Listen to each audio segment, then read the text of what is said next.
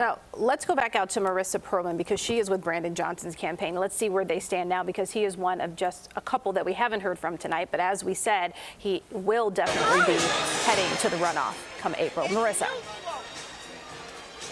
Yeah, Erica, Joe, standing room only here at the Brandon Johnson campaign as that announcement has just become official. We just got word that the man of the hour will be speaking here at the podium in about 5 to 10 minutes to address his constituents. Again, we've seen this crowd of supporters who have been with him from the beginning, including the Chicago Teachers Union. And again, that's why I want to bring in CTU President Stacy Davis-Gates, who is right beside me now. It's standing room only. Thank you for joining us. Tell me how you're feeling right now that the news is official that Brandon Johnson is going to be in this runoff. I feel wonderful for the city of Chicago. They're going to get a leader who has integrity, a leader who will love us and invest in us. A middle school teacher is going to teach us how to become more unified and organized. He's a brilliant example of a father, of a husband.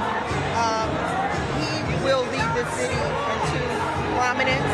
He will make sure that we have what we need.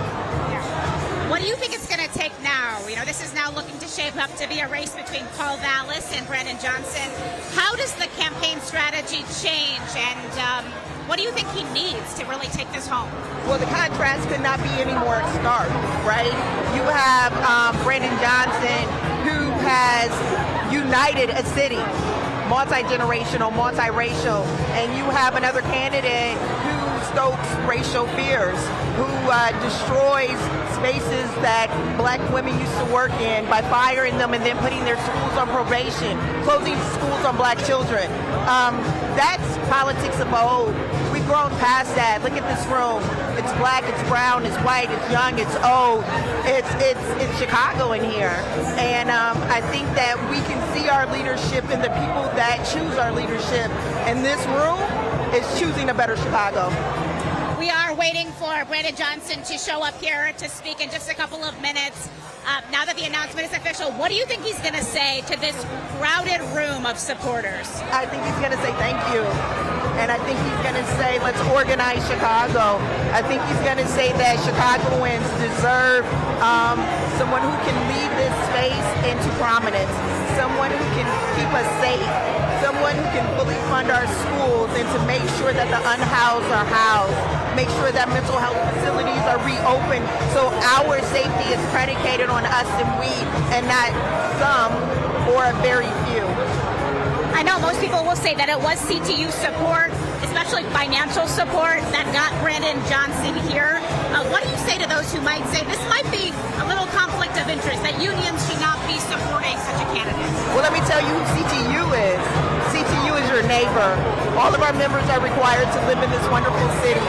And so we raise our families here, we buy property here, and we teach the city's children. We are the people who anchor the common good in this city.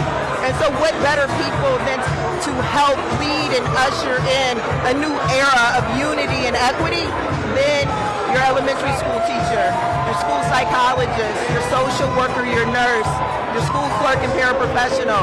I think we can trust women in this city to continue to lead and take care of us too. Stacy Davis-Gates, thank you so much for speaking with us. Again, a big night for you. And again, moments away from hearing from Brandon Johnson himself. Again, one of the only candidates who is left to address this evening. We'll bring that to you as soon as it happens. All right. Thank you, Marissa. All right, let's just bring our panelists in for just 1 second here, if we can, because so I think just listening to that, Leslie, I know you had several observations about what happens moving forward. Well, I think there are a lot of questions that Chicagoans are going to have about who is it that they're actually putting in office. And that goes for both sides, be it either Paul Vallis or Brandon Johnson. You want to know who you're getting.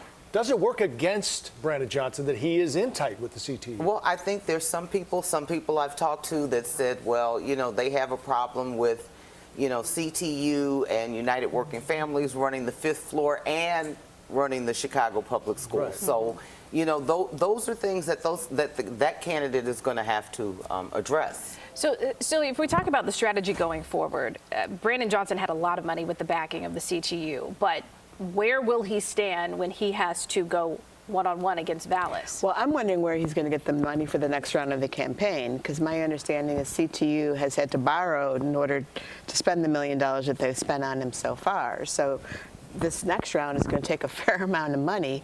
So where is the money going to come from? And we're already starting to hear there's some dissension within the CTU with some of the rank and files saying, hey, you didn't ask us about endorsing him. You didn't ask us about spending all this money on his campaign. Well, I was hearing the same thing. And we have concerns about that. Our dues should be going to, you know, to be politicized. Again, when we weren't consulted, but you know, why not use it? We understand that teachers are using their own dollars to get supplies in their classrooms. What about, you know, using the union, the dues for that? And it will, I mean, I think one of the other divides will be grassroots versus corporate Chicago, right? So I think that's, you know, when we look at sort of where the next round of money is going to come from, you know, I think it'll be interesting to see who does corporate Chicago align with, and how do each of the candidates, because Brandon's clearly run from the left, but he has clearly said, I've got to govern for all of Chicago, and not all of Chicago is left. So how are you going to govern for downtown? How are you going to govern for corporate Chicago, as well as how are you going to govern for black and brown Chicago in all our neighborhoods? And this is something Vallis has had to try to walk, that fine line where he was accused of being a Republican in Democrats' clothing. And you notice on all of his commercials, he playing a lifelong Democrat and everything. Let me ask you about something I just realized. Here it is, 9:15. We've heard from Vallis, who was the top vote getter. We haven't heard from Brandon Johnson just yet. You said you had opponents who never called to concede. Yeah. Is it odd that Vallis wouldn't have waited for Johnson to speak before he did? Well, I think Usually you wait. Usually you wait. I don't know what they do.